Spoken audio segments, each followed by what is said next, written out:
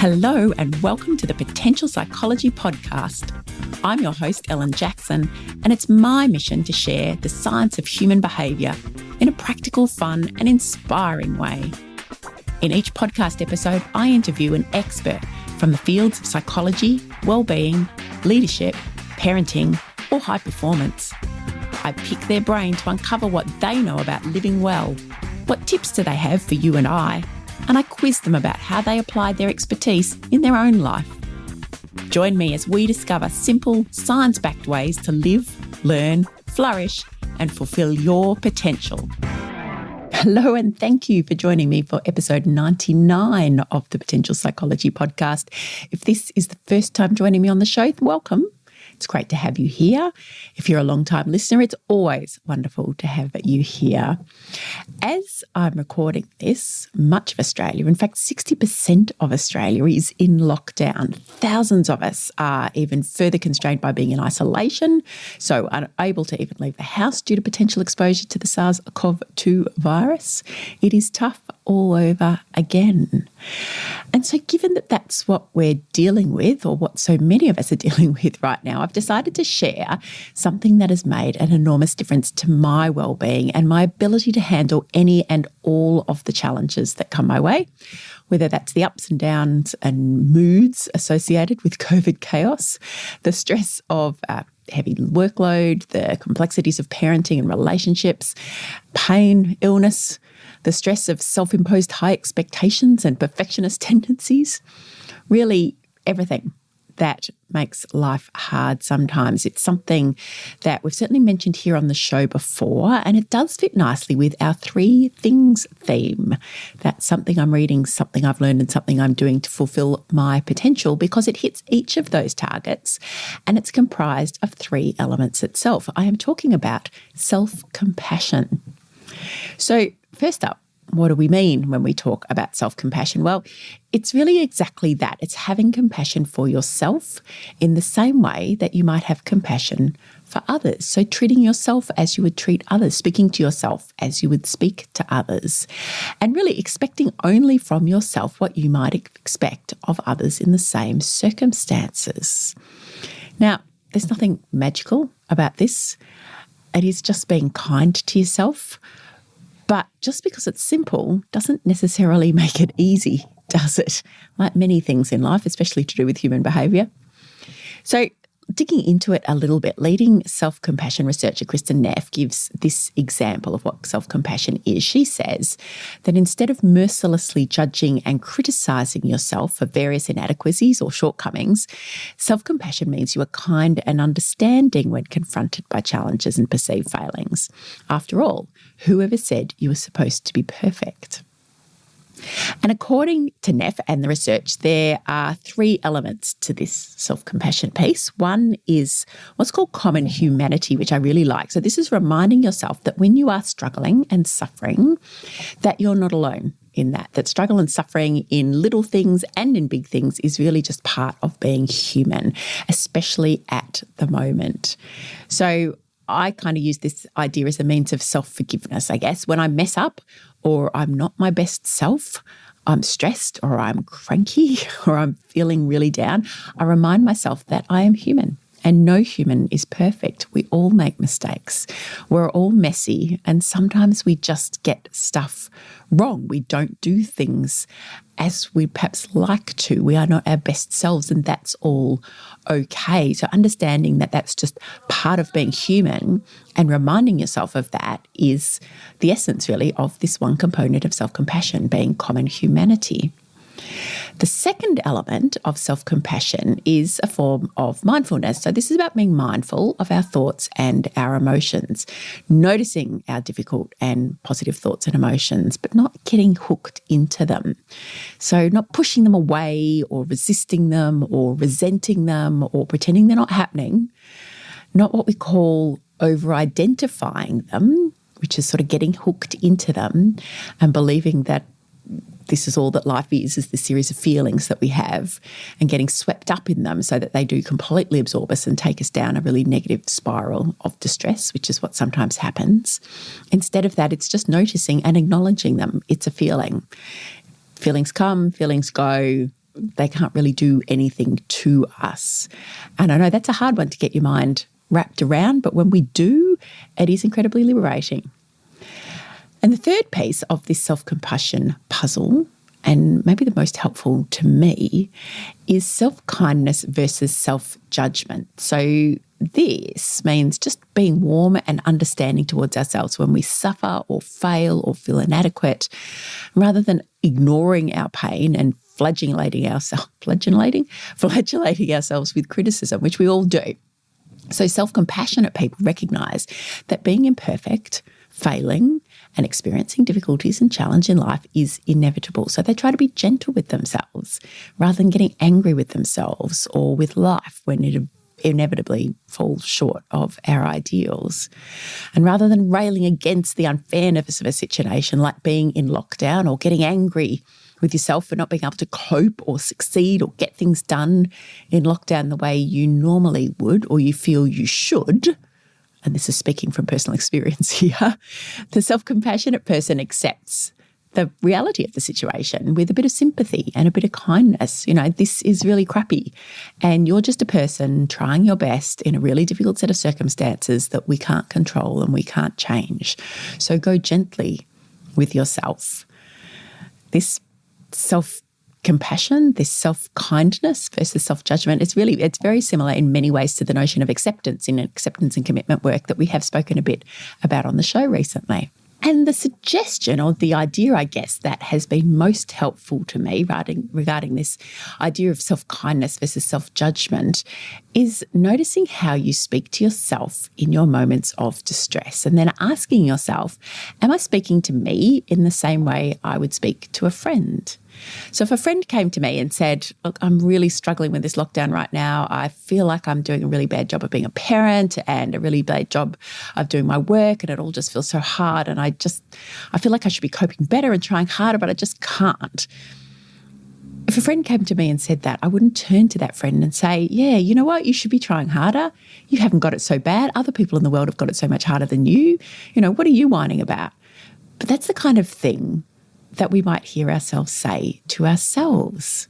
We wouldn't say it to a friend, but we say it to ourselves. And when we do that, that's that self-criticism, that's that self-judgment.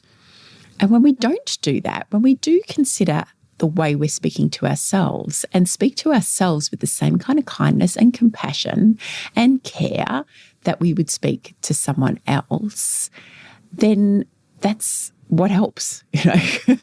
Instead of saying something like that, you know, in that circumstance, if somebody came to me and said that, instead of that kind of critical, judgmental way that we speak to ourselves, I'd like to think that I'd say something like, you know what, this is hard right now. It's really hard. None of us have lived through a global pandemic before. You know you're doing your best. You are doing the best you can. We all are. You know, why don't you go and take some time out, go for a walk, have a break, have a cry if you need to, you know, go to bed early. Tomorrow's another day.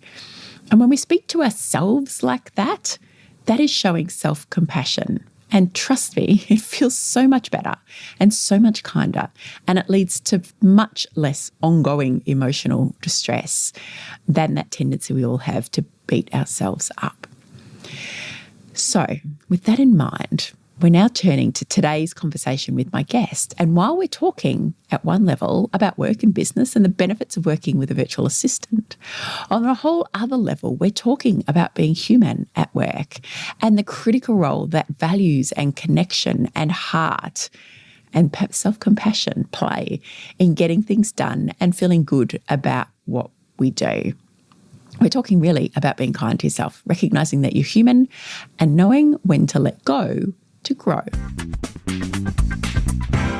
Okay, with me today, coming to you from Sydney, we are in mutual lockdown between Sydney and Victoria today, is Kristy Smith. And Kristy is the owner of and founder of Virtual Elves, which is a virtual assistant organisation. She can tell you all about that, but I will declare my interest here because my two wonderful assistants who distressingly for my children, are in fact real people. When I call them virtual assistants, I think they're imagining holograms or something.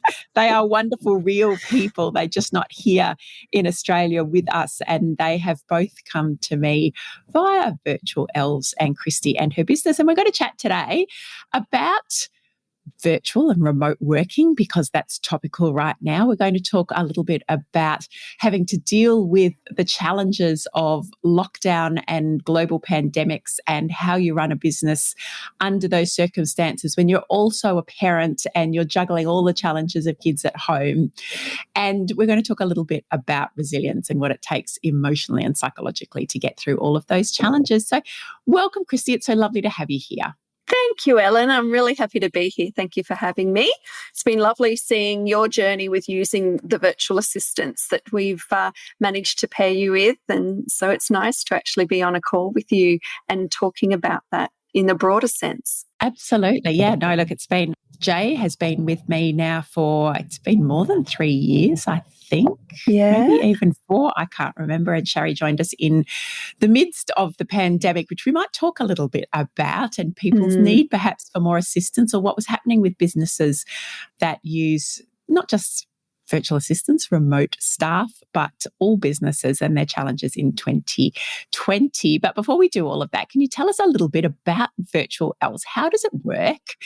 Where do you operate? How do you operate? And where did it all start?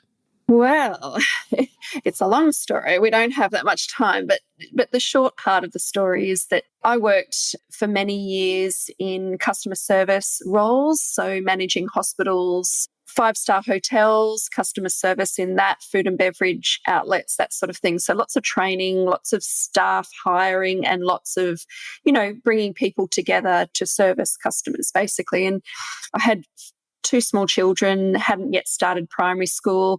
And I just felt that working in corporate as I was at the time, it was really straining on my ability to be flexible for my kids. And I knew that I didn't have kids so that I could, be off, not sort of catching those milestones. And so I decided before my daughter started school that I wanted to do something a little bit different, and I wanted to be at home. And so I started to think about what skills I had, and I jumped online and found an article talking about virtual assistants out of the UK.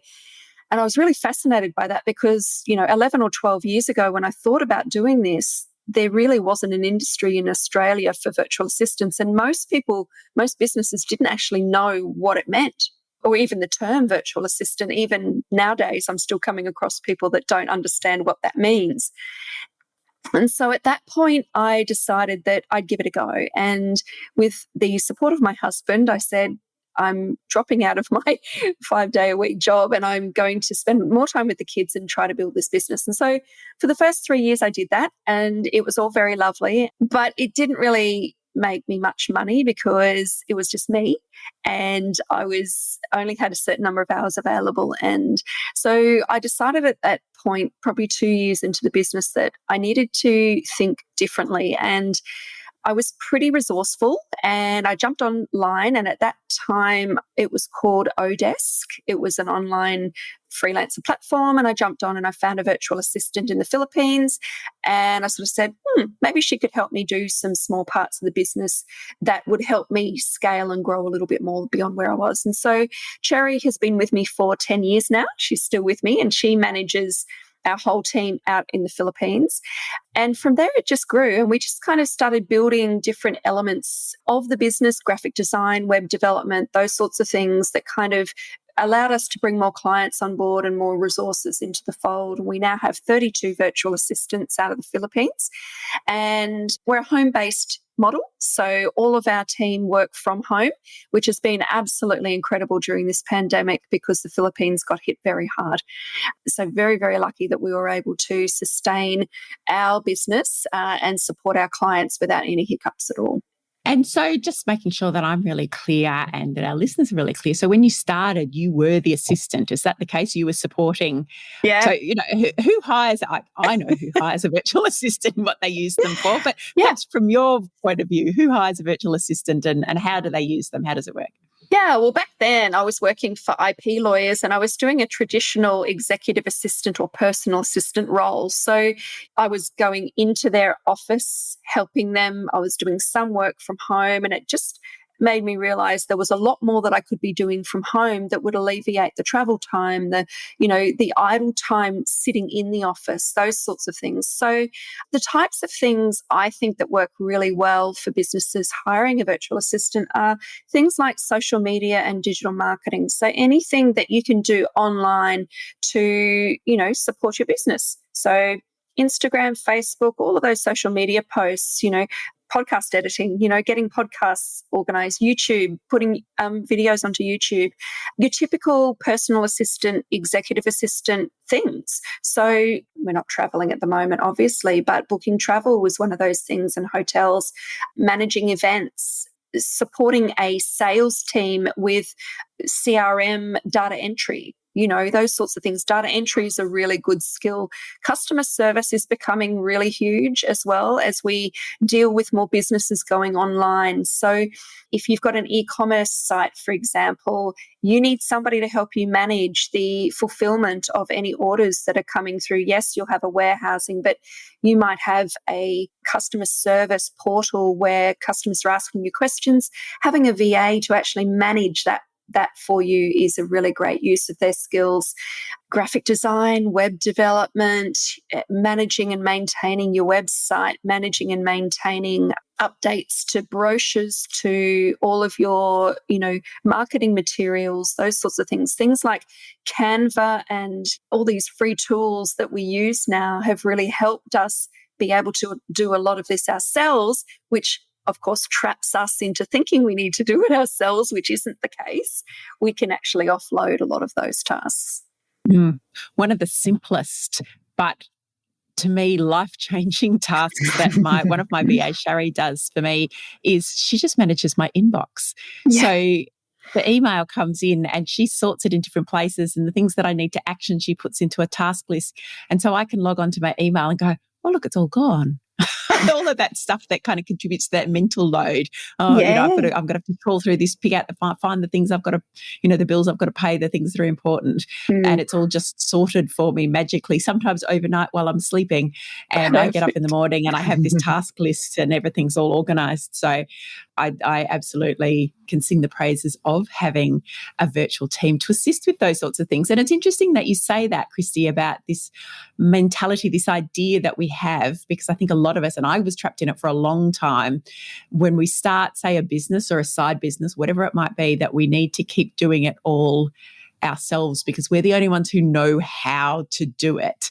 What do you say to people when they're sort of in of that? Because this applies to lots of things in life, not just how we manage a work task, this idea that I'm the only one who really knows how to do it, therefore there's no point in trying to delegate it to somebody else. Yeah, and it is. And that's where mindset comes in, right? That's where mindset is so important. And it's such a challenge. I struggle with it every day now, even. There's certain things that, I don't want to let go of because I don't think anybody else can do it. But the reality is that someone can do most things. Yes, there are absolutely some things that people can't do that is your area of expertise or your zone of genius, we call it. So, absolutely things that I wouldn't let anybody else do because that's my gig, that's my thing. However, you've got to make sure that it's the best use of your time. So if you can without a doubt say that the thing that you're holding on to, it's actually worthy of your hourly rate. So whatever you charge out, if it's worthy of that and it's bringing in that money, then it's absolutely fine. If you're sitting wondering about whether you should change your website to blue or green and how you're sitting fussing over it, yes, you can do it, but should you be doing it? No, you shouldn't, because that's the job of someone that you can pay $20 an hour to. So I think the key thing is to look at it from the point of view is it my zone of genius? Is it the one thing that I've been put on this earth to do? Or could I actually hand that down to somebody who's going to do it 10 times faster? And it's a bit letting go of that perfectionism, right? And that sense of needing to have control. Once you start to do it and you see that someone else can do it for you, then more often than not, you're going to let go of it a lot easier. But it's that getting over that barrier of letting somebody else do it and letting go. And I find the best way to do that is by recording a video of yourself doing it, that particular task, and then handing it over. Because if you can record a video of yourself doing it, someone else can do it. If you can't record a video, and if it's something that you can't actually produce a process out of, then it's probably something that you can't let go of, or you need to let go of to somebody who's specialized in that area, not a VA. Absolutely. And one of the things that I found really interesting, just from my own experience, but also something that I've now tried to use in my work developing others, is this idea that sometimes when we have the courage to let somebody else do something and we step away from it a bit, we discover that they maybe actually do it better than the way that we did it. It won't be the same. I think that's part of that mental shift. Somebody else doing something, they won't do it the same way that you do it. But if you trust in the process of experimentation, the process of trying, the process of learning, and just say, right, this isn't the way I would do it, but let's just put it out there in the world and see what happens. And time again, I've been surprised by how well things have been received, or the kind of feedback we got, or where something led to that I would not have thought of myself.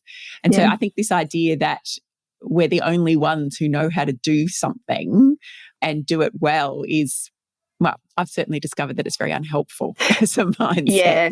That when we do completely unhelpful. Try something that somebody else has suggested, and it does take a little bit of courage because we make ourselves vulnerable. If it's our baby, putting something out there and going, I don't know how this is going to go, and it's not the way I would have done it, but let's just see what happens.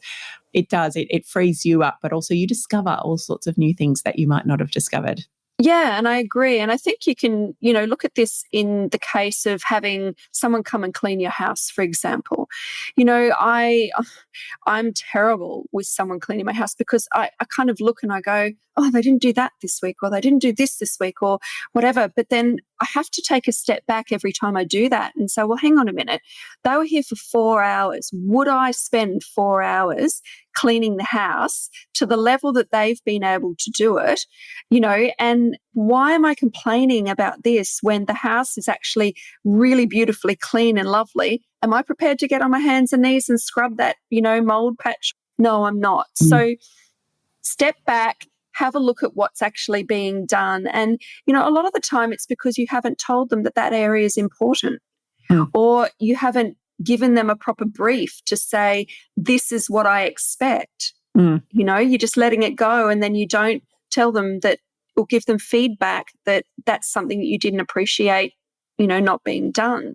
So that works in the same way as working with a virtual assistant, for example, because if they don't know by you not giving them feedback, then how are they ever going to improve? Absolutely. So it's the key really to delegation in any kind of, whether it's outsourcing, delegating within a workplace, just maintaining that communication, ensuring that you're giving feedback. I think the issue we often have with feedback, and this has been an issue I've been talking about a lot in workplaces lately, is that we kind of perceive it to be this kind of negative feedback, criticism type idea. But if we reframe feedback as opportunities for improvement, for continuous improvement, that there should always be this feedback loop of, what did we try, what worked, what didn't work. Let's do more of what works, less of what didn't work, and see that as a continuous positive spiral of opportunity and improvement.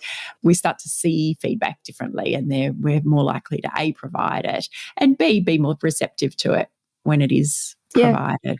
Yeah.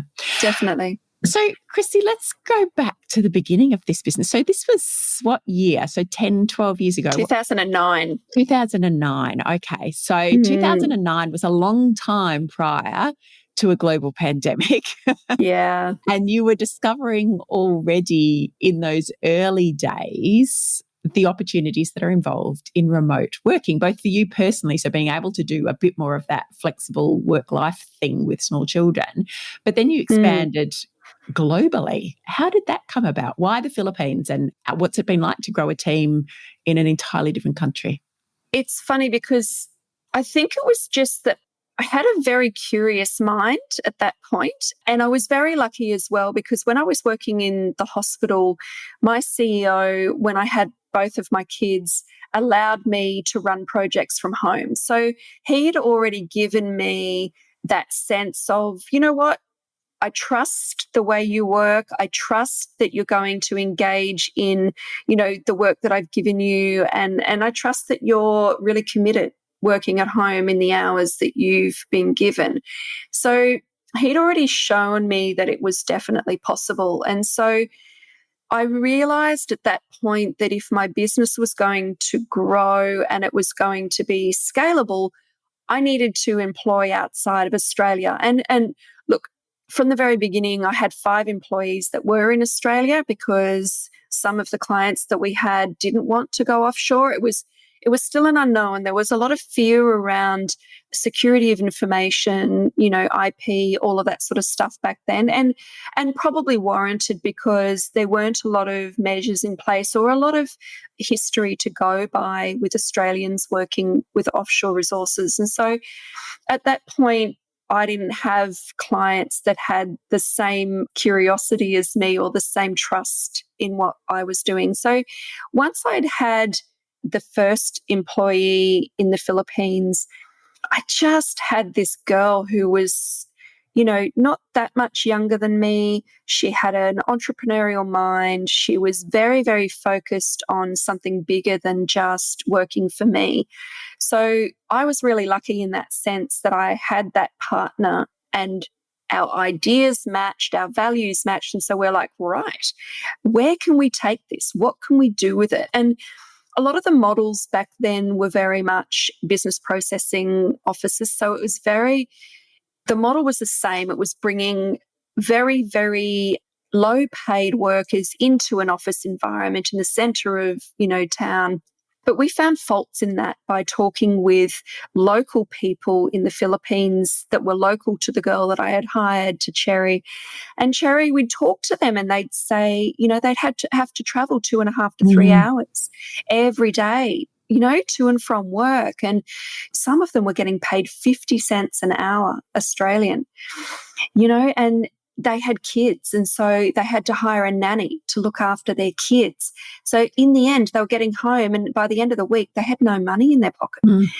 And I was just thinking about that, going, why? Why would you put yourself into that position? And then the reason is there just wasn't any other option, right? There wasn't anything else for them. So Cherry and I said, what if, and Cherry was working from home, what if we just grew the at-home model, because it was starting to have legs? So we did. And that was very important to me, because that was how I was working. And that was how a lot of the entrepreneurs that we were working with were also wanting to work. So we felt there was a really strong values match. And I think, to answer your question about what's it like working with a team in the Philippines, very early on, we didn't see that there was a cultural difference in the way we were working. We were all focused on the same goal. Yes, we were locationally different, but we shared similar values. We were very focused on family, and we were very focused on our customer delivery. So, that didn't make a difference, because we could talk like this.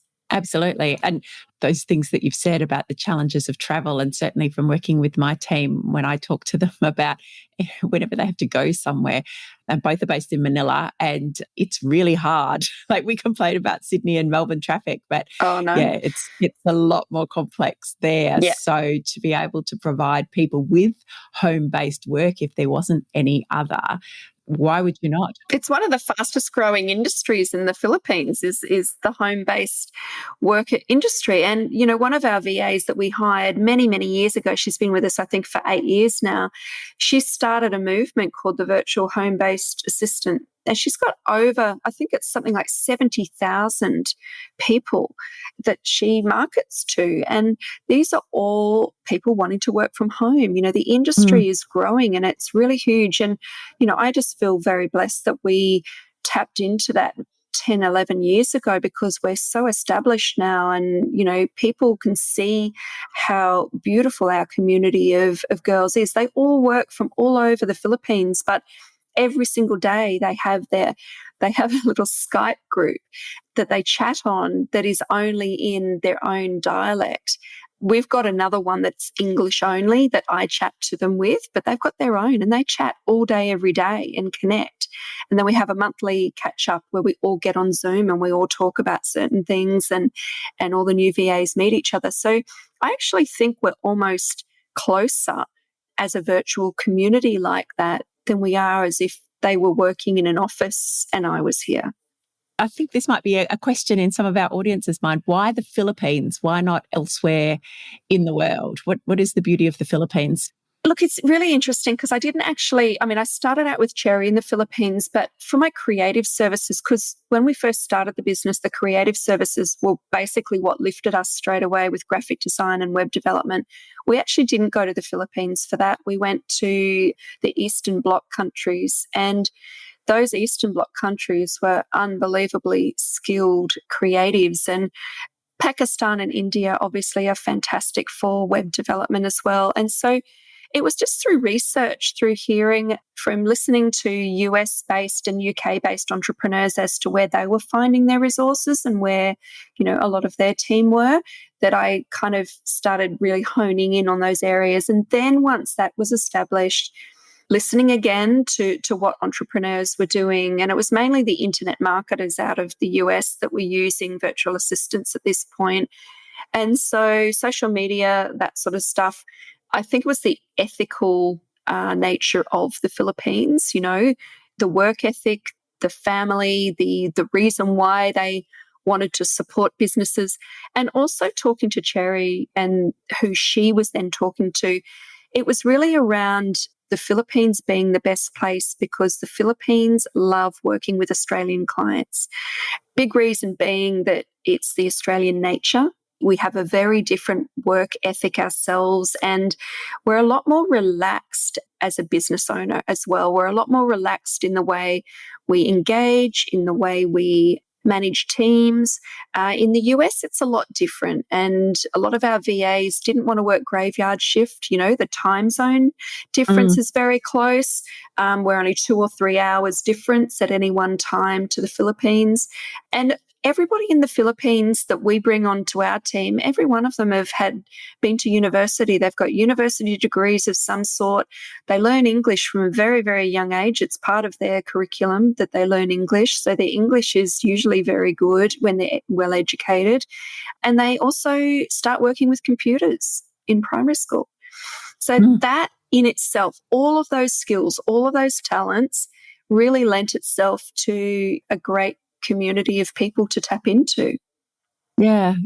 And just listening to you, I was sort of thinking about, use the term zone of genius, which is one that I use as well when you talk about how we're all better off in all sorts of ways in terms of well-being and productivity and things that light us up when we get the opportunity to work in our zone of genius or play to our strengths. And it struck me as you were describing kind of those different cultures and different parts of the world. So perhaps that there's sort of cultural zones of genius, perhaps there, that we do become known, and there is an element of a good cultural match in terms of types of tasks, types of working, but also that interesting match between the types of people who like to work together. I can say that, yes, I am possibly a little too relaxed sometimes when it comes to how I work with my team. And they're the ones who have to keep me on the straight and narrow and keep me organised. Not something I'd ever really considered before. So, and I love that you've used the term curious, that this has been driven to such a large extent from the sounds of things by this just curiosity about how things work and why things work, and then willingness to try, because I think that again just allows us to more readily identify and uncover our zone of genius and perhaps the zone of genius for others from the sounds of things.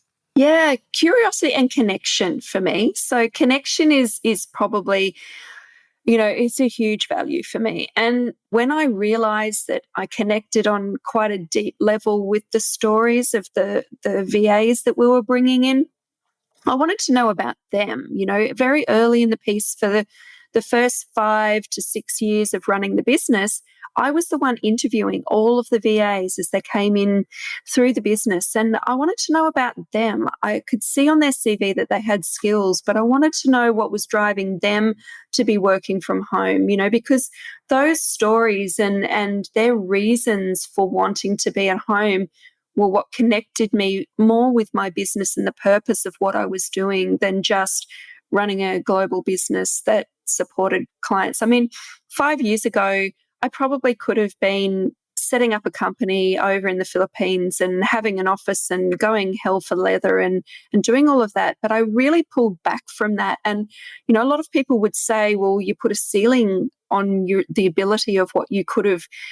But it was never about that. It was never about actually driving volume rather than quality, It was always about, I'm bringing in a client that actually really shares the values. It's going to really take care of our team, work with them beautifully and understand the value and the benefit of having that resource available to them rather than just someone who just wanted a quick fix, get someone on and not work with us long term. So that's always been very important to me.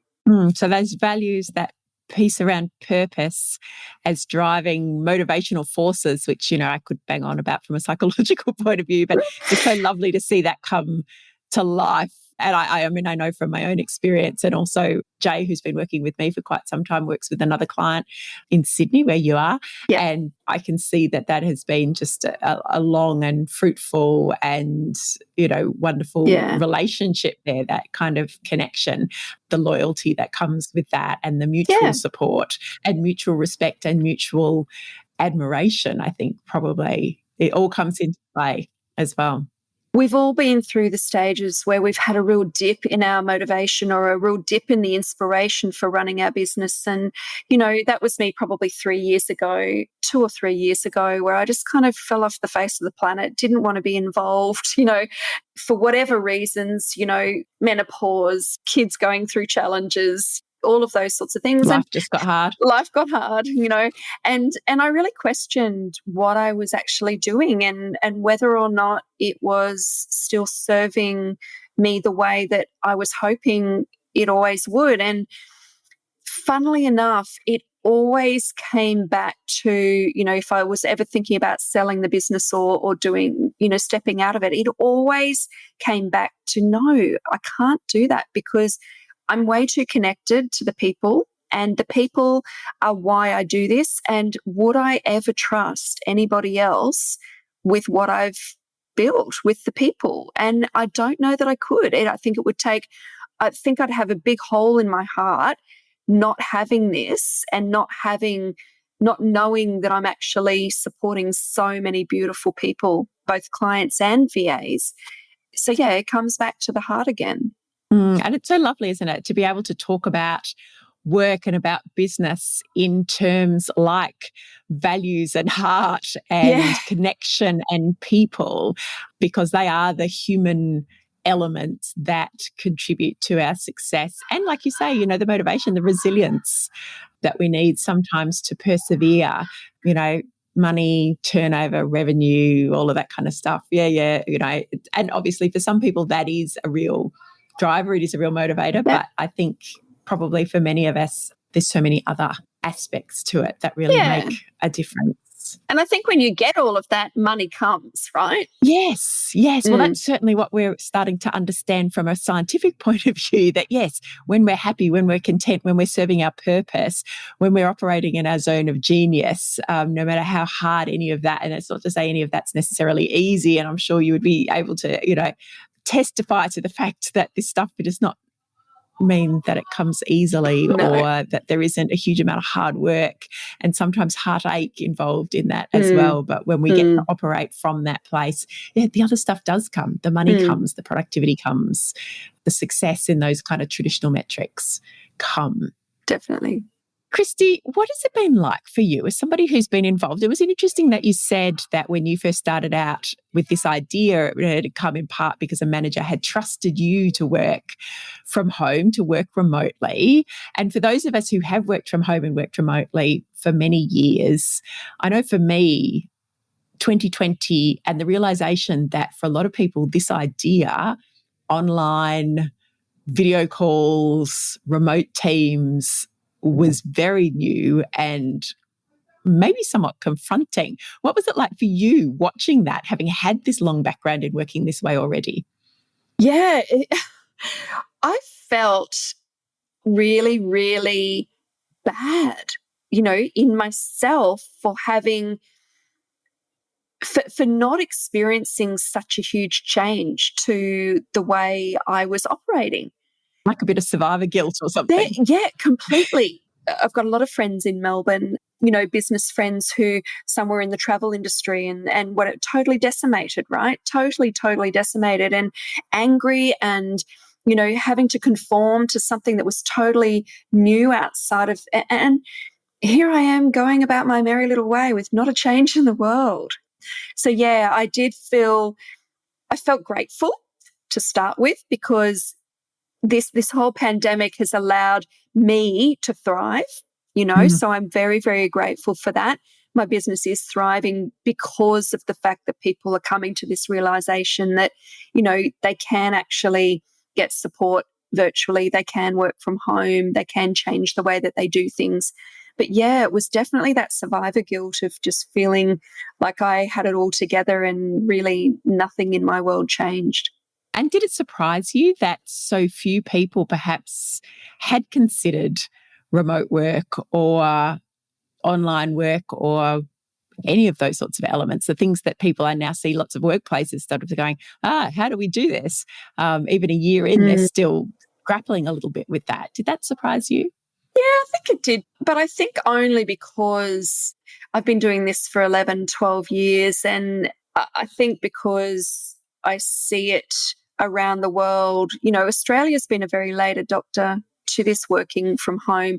I mean, at the same time, my husband, his company is a huge multinational company and they had done this years ago by, hot desking and, making sure that everyone works from home. And so I think at some level it's happening, but at the smaller level, entrepreneurs and small business owners, a lot of us had already been working from home. A lot of us really understood that. It's probably the mid-tier businesses that have been hit the hardest. And it's interesting because probably the last month or so, I've started having these, not the small businesses anymore, it's the medium to large businesses coming to me asking about this and actually saying they really love the model that we have of the home-based model. It's amazing that they're now considering that this could actually be something for them, But yeah, it's strange. But again, it takes something so significant sometimes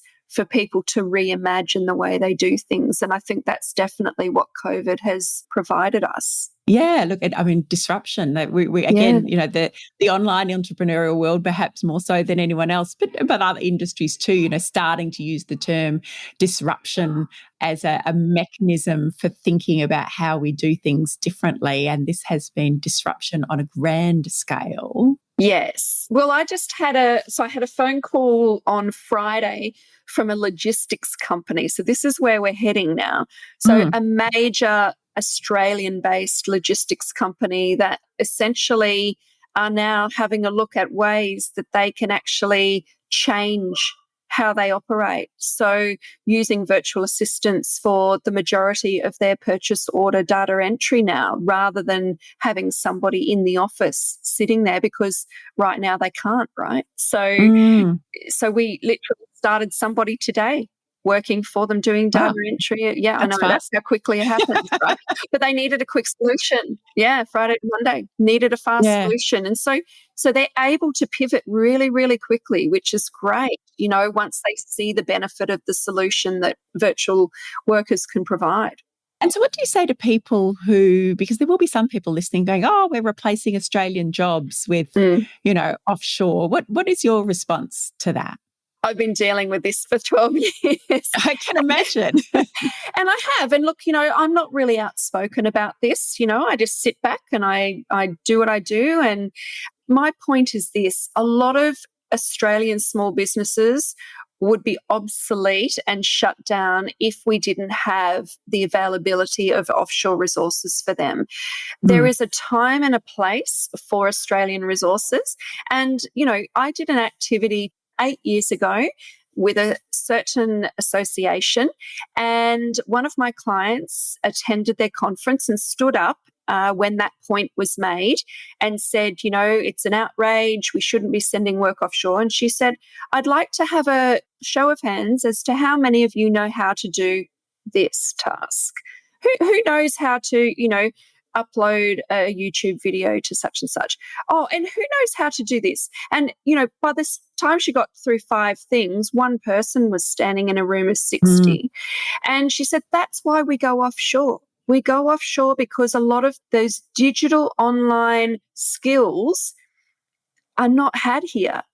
There's not enough people with those skills, whereas the Philippines, for example, have been doing this for many, many years because there's been a desire from the US to have those skills. So I think the answer is this, that those people that are saying, why are we sending the work offshore? It's actually stimulating our economy by sending it offshore, because the businesses that are allowed to continue operating are supporting our economy. Absolutely. And it's, there's an element of that specialization piece in there as well. And I think too, again, as you were talking about that, I thought really, okay, borders have come back into the picture a little bit now with border closures, both locally and internationally. But if we're talking about a global economy, a global world, and I learn and gain so much from my offshore team in terms of my understanding of what it is, the stories. We've had long conversations about how different countries are handling COVID and what it's like for you, and how, how does this work there? And so, the opportunity to learn from different cultures, to learn from different experiences across the world. It's sort of, does it really matter if you're on the end of a bit of technology, whether I'm talking to someone in Melbourne, Sydney, Queensland, or the Philippines? It kind of doesn't. We're all people. And at the moment, we're all glued together by this experience of a pandemic. We are. And I think as well, there are certain opportunities for virtual assistants, for example, in Australia. There are definitely opportunities. And if you're a business that doesn't want to send your business offshore, then that's absolutely fine. Those resources are there available to you if you can afford to pay for them. And I'm not degrading or saying that, virtual assistants in Australia, for example, are any less than virtual assistants or any better than virtual assistants. And because they charge more doesn't mean that they're better, or doesn't mean, it's just the economy that we live in Australia is that's, what we need to charge. And so for me as an agency to provide local virtual assistants, I'd have to be charging so that I make money out of it. I'd then have to be charging so much more, which I just didn't, it didn't suit us. Our clients couldn't afford it.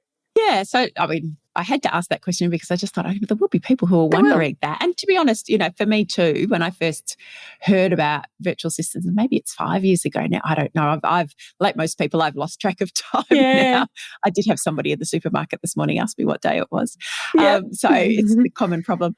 But for me, and I do remember that one of the, probably the first conversation that you and I had, I needed to know that the reason that these were offshore resources were for all the right reasons and not just because it was cheaper. I came to quickly realise that there's a lot of complexities with dealing with employment in other nations, because every, employment law, for example, is different.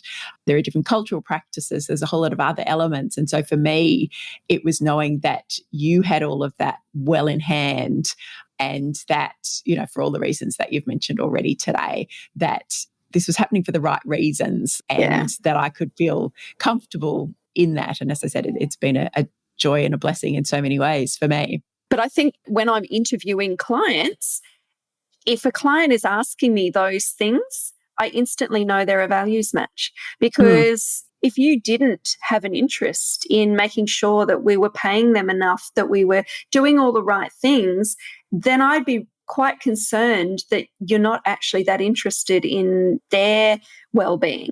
Yeah, which makes perfect sense.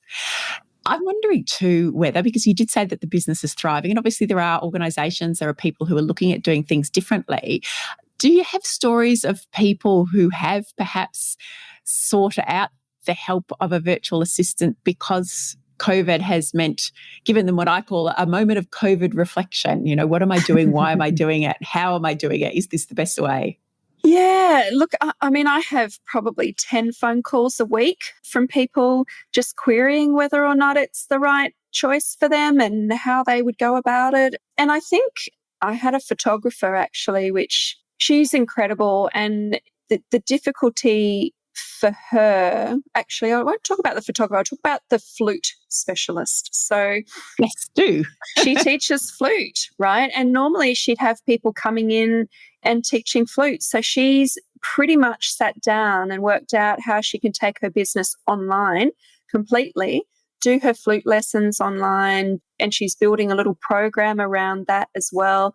And so now she's got a thriving business that has totally changed because she wouldn't have been able to actually teach flute during this lockdown period.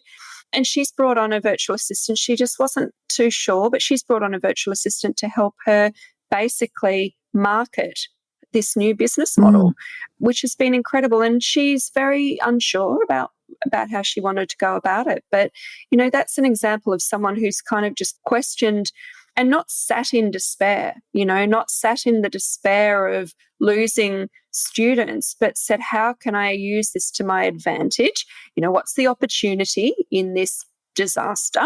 What is the opportunity? And off she's gone and had a great chat with me, and we've worked out that we absolutely can do it. And are you finding that I mean, I know I was one of those people. I took on my second VA last year because of a need for all sorts of complicated reasons, like taking on some extra work in a different field and therefore needing more support to do the things that I wanted to keep doing that I had started that I just literally didn't have the time to do anymore. And like I said, you know, it's been a blessing in so many ways because I've discovered all of these things that I was still doing, like sorting through my own inbox, that I discovered it was far more satisfying to have somebody else do that. Are there other people like that for whom, you know, COVID's just gone, there must be a better way? Yeah, look, seriously, probably the majority of calls that are coming through at the moment are small businesses that have just started. So there might be business coaches or, you know, in those sorts of areas where they've decided that they're not established enough to have enough clients online to support them. So what they've done is they've gone back to a full-time project role. So it might be that they've gone back and worked in a large corporate full time, but they don't want to lose the traction that they've got on their small business. So they've hired a virtual assistant to actually maintain their social media, they're managing their emails, and just basically slowly start to keep that going so that they're not losing time on that they're keeping it going. So there's probably 3 or 4 businesses in the last month that are doing that, which it is a trend, definitely, that I'm seeing, that people are realizing that they can't sustain. Or photographer business, like I said, she came to me and literally her whole business was weddings, and obviously that's not happening at the moment. And so she's just basically taken a step back and gone to work in an office role for whatever. And she's got a VA just managing her online store and, you know, making sure that things are ticking over. So, yeah, look, definitely a trend.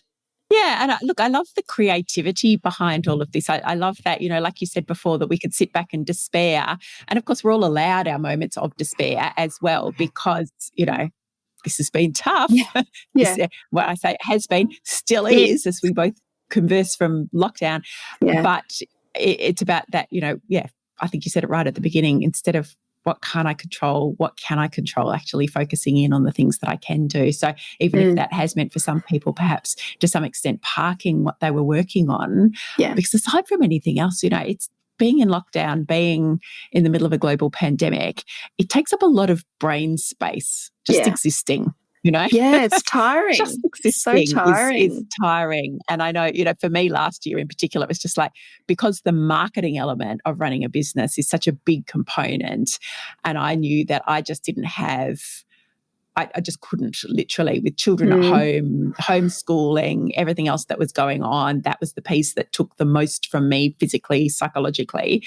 And I didn't have the capacity to keep doing that. So it was, let's look at the other options. And for me, and from the sounds of things, for like lots of people, the addition of a VA to the team and the support from an existing VA, has just made a world of difference, because you don't want to let go of everything you've built No. up while you have to have this kind of momentary or perhaps longer term slight pivot, slight change in strategy.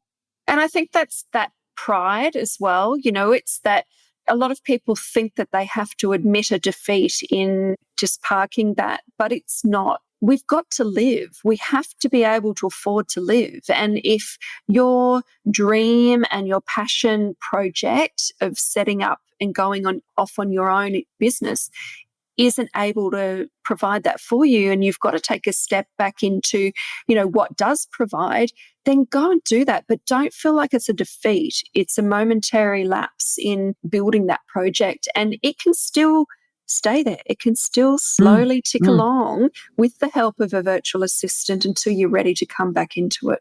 Absolutely. It's adaptability, which is what we're all doing right now, isn't it? It's adapting to change, which is not right, wrong, or otherwise. And it's accepting.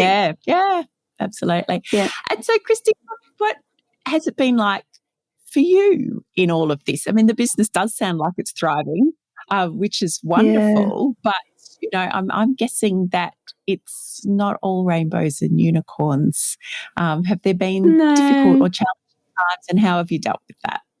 Yeah, look, absolutely, there's been challenging and difficult times. Before COVID really hit, so 2019, obviously going through some challenges. I've, got 2 teenage children, one with fairly serious mental health concerns that we've been dealing with. So that's in itself has been taking a lot of my time, learning about emotional coaching and, all of those sorts of things. So that's kind of almost been full time. The business actually took a step back before COVID anyway. And when COVID hit, again, a step back. I also run a junior AFL club here in Sydney. Goodness, busy lady. In my spare time. Yeah. Which again, that for 6 years, that's kind of been my full-time role rather than my own business, because my own business is systemized enough that it can pretty much operate on me doing 20% of the work and my team doing 80%. So I had 80% of my time sitting there, so I needed to fill it with something. So there we go. So with lockdown, it's been hard because the AFL isn't happening. It's not operating, and I've got 2 teenage kids that need their sport for their mental health. So that in itself has been a challenge to get them out of their rooms and active and, doing something. The AFL provided that structure. It provided me with a community to actually be a part of every weekend. So without that, big challenge. But what it has allowed me to do is take a step back into my business. The business was second fiddle to all of these other things for the last 3 years. And now I'm just seeing the benefit of not having all of the other busyness and being able to step back into it and really evaluate why I'm there and what I'm doing. And that's actually been a blessing. So, whilst there's hassles around, sitting here in the corner of my bedroom, having to do Zoom calls, you in your kitchen having to do yours with kids in the background and dogs barking. And, they're the things that everybody is going through at the moment through COVID, having to be homebound and not having that. We were talking about this earlier, not having a place that you can actually, a space that you can call your own, where you feel like you can be creative and you can actually really blossom. I just am moved around from post to pillar and not really having that space. I'm craving that space. Yes, I think one of the interesting things about people, those of us who have worked from home for a long time, is that it's all very well to say, oh, you're still just working from home, but you're not usually working from home with the whole family around you. I know. And that's quite different. It's almost like everybody's moved into my office. Yeah, that's right. Because, from 8 o'clock in the morning until 4 o'clock in the afternoon, it was our space and we could actually do what we want. I mean, I remember my husband works from home as well, so he's always in my space too. But when he has to go and see someone, a client meeting, I'd be having my music on and I'd have my candle burning and I'd have, and life was great and I was in my zone and working. But the minute someone else comes back into that, it changes the energy. And that is a whole other conversation that we could have, Kristy, about how to set up home offices. I know we're working on a house build at the moment and I am designing my dream home office that will be complete with everything I need for podcasting and video, but also just my space. Amazing. Yeah, which I think is something that we will all be thinking about into the future regarding home office. It's not just about having the desk and the monitors and those sorts of things, but there is probably I know there's a whole other conversation. There's a mental aspect, yeah. There is. So, but we're going to have to hold on to that one for another day. This has been a glorious conversation about, I think if there was a theme to it, it's probably about adaptability. Yeah. It is about adapting to change as a business, as a human, the possibilities that thinking differently about how we work, with whom we work, and all of that lovely stuff about the values connection and that being a driving force. And curiosity. Stay curious about how you could do things different. Absolutely. So I'm hoping, I'm quite sure that our audience will be inspired by everything that you've said, whatever, wherever, this is all applicable to so many different elements of life, whether or not you run your own business and are looking for support or not. I think the notions of adaptability, of values-based work, of connection, of curiosity just underpin so many things that we do in our lives and that all support our well-being. So thank you very much, Kristy, for everything that you've shared. Thanks, Ellen. Thank you. We will pop all of your details and the details of Virtual Elves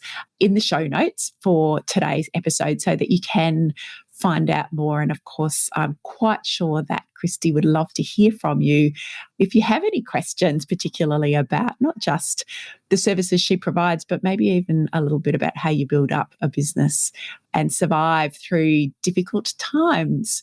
Kristy, thanks again for being here. Thanks, Ellen. There were so many great things about that conversation with Kristy, weren't there? I hope it gave you some good ideas about how you might work better, even if you don't run your own business or perhaps see a need for a virtual assistant. I think for many of us, just a reminder that sometimes we need to loosen our grip a little, to let go of the need for tight control and perhaps just try something different, and that can be enormously powerful.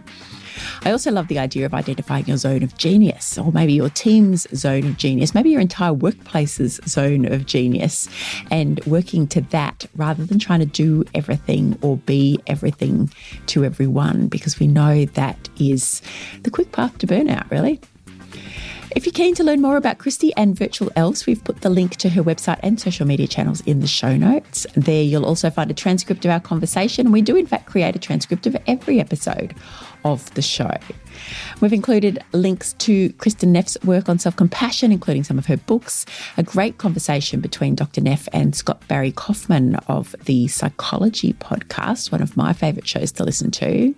And there's a quiz to test your self-compassion that is on Dr. Neff's website, and we've linked to it from the show notes and our website. So what's coming up on the show next? Well, there's exciting things coming up. Next episode, we're celebrating our 100th episode. And to celebrate and acknowledge that milestone, and it is a big milestone, I'm really excited to be talking to Dr. Jo Mitchell, who was in fact our very first guest on the show back when we started in early 2018. And in that discussion, Jo and I talked about screw-ups and steps to happiness. And it was a wonderful conversation, and really my first taste of where these curious conversations about what makes us tick when we're at our best could lead. And as it turns out, that first conversation has led to another 90-something conversations and a few solo chats just between you and I along the way. And so now we're back full circle talking to Jo again. And here's a little sneak peek of that conversation. People will come in because they are living with maybe an established mental health issue, or it's their first time experiencing a mental illness. But also people come in because they want to do better at their life and they figure that there's something internally that's perhaps holding them back and we can help them explore that. I have a delightful client who, she said to her friends that she was seeing me after she'd been a few times, and their response was to go into, "Oh, what's going on? Are you okay?" And she went, "Yeah, I'm fine, but I just want to be premium." I love that idea of, go see your psychologist because you want to be premium. So that is episode 100 of the Potential Psychology podcast. It'll be back in your ears in a week or so. There are also some other exciting developments which I will talk to you about, like everything, I suppose, in our world right now. COVID has given us an opportunity to pivot a little, to use an overused phrase, to get creative. And we'll be doing that for next season of the show. So in episode 100, I'll tell you a little bit about that. We'll have that joyous conversation with Dr. Jo Mitchell. Thank you so much for being here with me today. If you've enjoyed today's episode, hit subscribe and stay tuned so that you can have next week-ish, whenever it arrives, sometime soon, the next episode 100, arrive in your podcast feed as soon as it does. If you'd like to tell us a little about what you think of the show, do that too. You can pop a review in Apple Podcasts or on any of the other platforms that accept reviews. You're also very welcome to send me a message via our website. I'd love to hear from you. I'd love to hear what you think. And I'm very much and there's my dog. That's podcasting in a pandemic for you in lockdown with your dog. So thank you so much for being here with me today. I'm very much looking forward to being back with you soon. Coco says goodbye.